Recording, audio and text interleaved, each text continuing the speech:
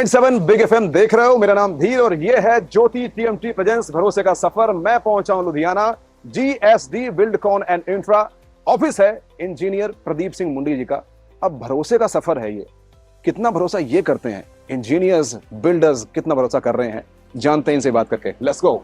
सो अभी हमारे जो गेस्ट हैं जिनसे मिलने वाले हैं वो हैं civil engineer builder Pradeep Singh Mundi ji, जो कि फाउंडर हैं जीएसडी बिल्डकॉन एंड इंफ्रा के। Sir welcome to big FM. Thank you. पहली बात जो आपसे पूछना चाहूंगा, कितने साल का आपका ये जो घर बनाने का कार्यक्रम है चल रहा है? So I'm working from 16 year in this field. Right. तो मेरी कंपनी है GSD Buildcon and Infra. We're doing lots of multi-story projects, industrial, commercial projects related with all these things. On not only houses, we are doing schools, hospitals like this. So I am passed out from GNE College, Guru Nanak Dev Engineering College in 2006. Right. And I'm a civil engineer doing in building from last 16 years. Okay. Yeah.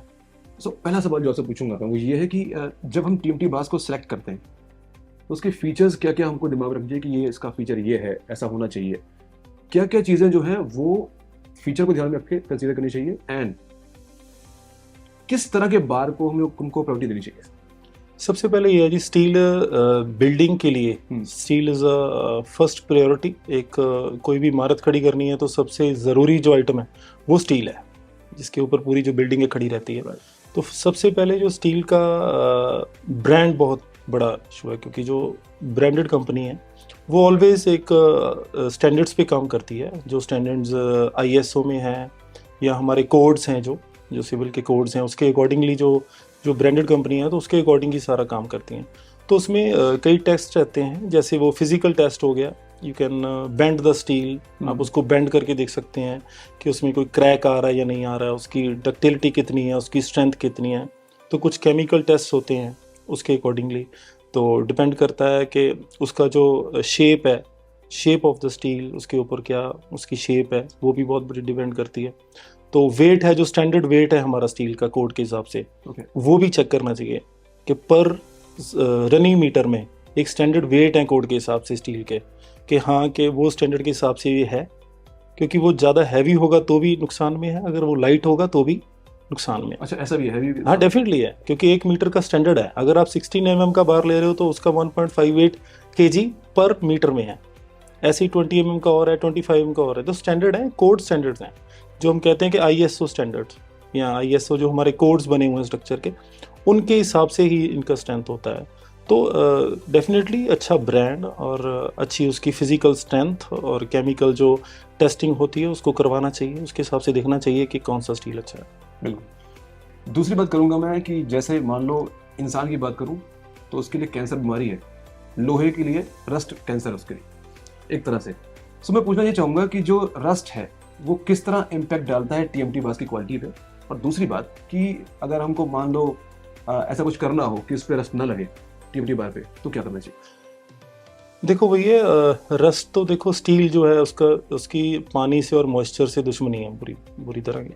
तो अगर उसको moisture लग रहा है, पानी लग रहा है, तो उससे वो रस्टिक हो जाता है। तो काफ़ी चीज़ें हैं इसमें। फर्स्ट ऑफ ऑल तो ये है कि कुछ अच्छी कंपनियां मार्केट में आ गई हैं जो कि करोजन फ्री जो है स्टील जो है बनाती हैं। जैसे one of the Jyoti is one of the good brand in this.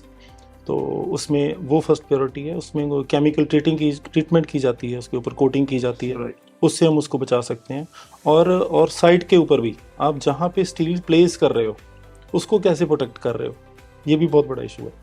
अच्छा ब्रांड है लेकिन उसको प्रोक्योर कैसे कर रहे हो साइड के ऊपर, हाँ कैसे प्रोक्योर कर रहे हो। तो उसको प्रॉपर स्टोरेज चाहिए, प्रॉपर एक बेस चाहिए कि उसके ऊपर स्टील रखा जाए। तो स्टील मोस्टली हम लोग जो क्या कर रहे हैं, हम लोग ये प्रॉपर पैलेट्स बनाते हैं जो अर्थ से लेके मिट्टी का कॉन्टैक्ट नहीं रहता, उसमें ऊपर हाइट पे होते हैं, उसके ऊपर स्टील रखते हैं। तो उनको कवर भी करते हैं हम लोग, चाहे वो लाइक पेपर से कवर करते हैं या शीट्स डालते हैं उसके ऊपर कि जल्दी रस्टिक ना हो। तो उतना ही स्टील मंगवाया जाए, कुछ साथ साथ में यूज़ हो जाए, कंक्रीट में कवर हो जाए। तो काफ़ी चीज़ें ये केयर करनी पड़ती हैं ऑन द साइट। और डेफिनेटली अगर अच्छी कंपनी है, उसको केमिकल ट्रीटेड कर रही है, करोजन फ्री, तो उसको प्रायोरिटी देनी चाहिए।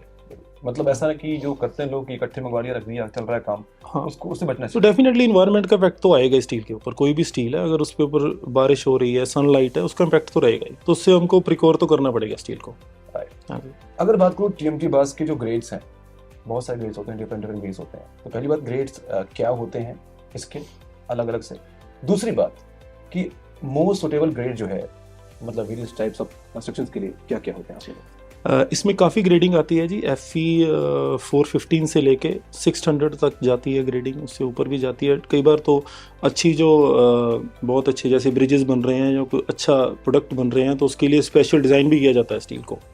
तो जो मोस्टली इसका जो ये जो ग्रेडिंग रहती है, ग्रेडिंग रिप्रेजेंट करती है स्ट्रेंथ को, इसकी स्ट्रेंथ को, इसकी डक्टिलिटी को, उसकी जो उसकी बेंडिंग कैपेसिटी है, उसकी लोड बेरिंग कैपेसिटी है, टेंसाइल स्ट्रेंथ है, इसको जो है वो रिप्रेजेंट करती है FE से बेसिकली। तो मोस्टली अब क्या हो रहा है, पहले 415 स्टील आ रहा था, मोस्टली अभी 500 और 550 स्टील है जो, वो मोस्टली जितनी कंस्ट्रक्शंस हो रही हैं यहाँ पे उसमें यूज़ किया जाता है। राइट। अच्छा, एक चीज़ और है, LRF टेक्नोलॉजी। पहली बात तो ये है क्या, और दूसरी बात जो ये है, इससे स्टील की क्वालिटी जो है उसमें क्या आपको लगता है कि एनहेंसमेंट होती है? देखो, स्टील के ना प्रोसेस करने की काफ़ी प्रोसेसेस हैं जो मार्केट में चल रहे हैं। तो LRF is one of the best refined जो है प्रोसेस है, जिसमें जो जब स्टील बिल्कुल मेल्ट फॉर्म में होता है, लिक्विड फॉर्म में होता है, तो उसमें जो LRF है, लिंडल जो उसकी जो फर्नेस होती है बेसिकली, लिंडल रिफाइनिंग जो फर्नेस है, ये टेक्नोलॉजी है जिसमें से हाई टेम्परेचर के ऊपर जब स्टील इसके थ्रू पास आउट होता है, तो इसमें से जो बैड इम्पैक्ट हैं इसमें उसके बाद कंपोज किया जाता है, इसमें केमिकल ट्रीटमेंट, उसकी जो रेशोज़ हैं सेटल की जाती हैं, इसमें जो कुछ बैड केमिकल्स हैं वो चीज़ें निकल जाती हैं, इम्पोर्टीज क्लियर हो जाती हैं, तो वो वेल रिफाइन हो जाता है, रिफाइन होता है, तो उससे स्ट्रेंथ अच्छी आती है स्टील में, तो उसकी लाइफ भी बढ़ती है। तो this is a very good process, जो भी लेटेस्ट प्रोसेस यही चल रहा है लिंडल पर। जो मैं देख रहे हैं, सुन रहे हैं, उनके लिए एक और चीज़ पूछना चाहूँगा मैं कि जो TMT बार्स हैं एंड नॉर्मल बार्स हैं, ये दो तरह के बार्स अलग अलग हैं। अगर बात करूँ अर्थक्वेक के टाइम पे, तो इन दोनों का रिएक्शन क्या होता है और दोनों पे लगाने का फ़र्क क्या होता है? देखो, जो नॉर्मल बार है तो बेसिक मैंने आपको पहले भी बताया कि इसको फिजिकली चेक करने के, अगर नॉर्मल मैन चेक करे, अगर आपको उसको बेंड कर रहे हो तो उसके क्रैक्स हैं।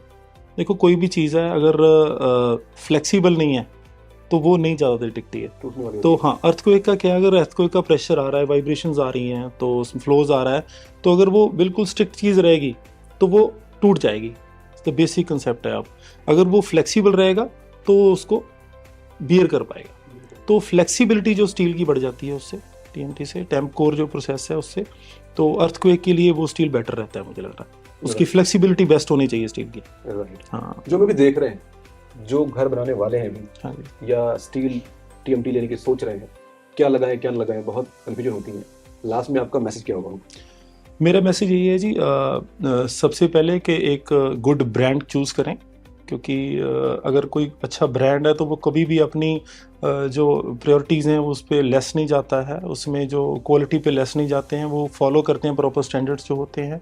और अच्छा स्टील है जो मार्केट में अवेलेबल है और करोजन फ्री है, उसका प्रोसेस क्या है ये देखें, वो किस प्रोसेस से बना हुआ है, और डेफिनेटली उसका ग्रेड क्या है।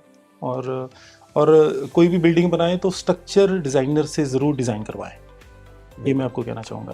आप कोई भी बिल्डिंग बनाएं, छोटी से बड़ी लेके, उसको स्ट्रक्चर डिज़ाइन होना बहुत ज़रूरी है, क्योंकि वो ग्रेड के हिसाब से ही डिज़ाइन होता है और उसमें आपकी बचत भी होगी। क्योंकि कई बंदे कहते हैं कि स्ट्रक्चर डिज़ाइनर ही ज़्यादा स्टील डलवाता है, इट्स नॉट फैक्ट। बेसिकली उल्टा आपकी सेविंग करता है, आप सेफ है कि मेरी जो बिल्डिंग है वो स्ट्रक्चर डिज़ाइन के हिसाब से बनी हुई है, चाहे अर्थक्वेक आए कुछ भी आए, मेरी बिल्डिंग सेफ रहेगी। हाँ, तो ये मेरी रिकमेंडेशन है सभी को। इतने सालों से आप ज्योति के साथ काम कर रहे हैं, ज्योति TMT से जुड़े हुए हैं, भरोसे का सफर हम बात कर रहे हैं, आपका कितना भरोसा ज्योति पे? देखो, मेरा तो डेफिनेटली, मैं तो साइट्स पे मोस्टली यूज़ ही ज्योति कर रहा हूँ, तो मेरा काफ़ी बड़ा अच्छा भरोसा है इनके ऊपर। अच्छी क्वालिटी है, कोई भी टेस्ट इसका फिजिकल केमिकल हमने करवाया है तो उसमें definitely they are good. Basically हम हर एक साइट पे टेस्ट करवाते हैं स्टील, हर एक लॉट में, तो अभी तक कोई ऐसी बात नहीं है। बहुत अच्छी स्ट्रेंथ और अच्छी प्रोडक्टिविटी आ रही है, कोई दिक्कत नहीं। राइट, सो कहने का मतलब ये है कि हमारे इंजीनियर्स, हमारे बिल्डर्स, सबको भरोसा है ज्योति पे। हम भी कह रहे हैं, ज्योति TMT प्रेजेंट्स भरोसे का सफर। आप भी जब भी अपना घर बनाए, फैमिली की सेफ्टी, अपनी सेफ्टी के लिए ज्योति टीम की यूज करें। और बस टिक के सुनते रहे 92.7 big FM. My name is धीर।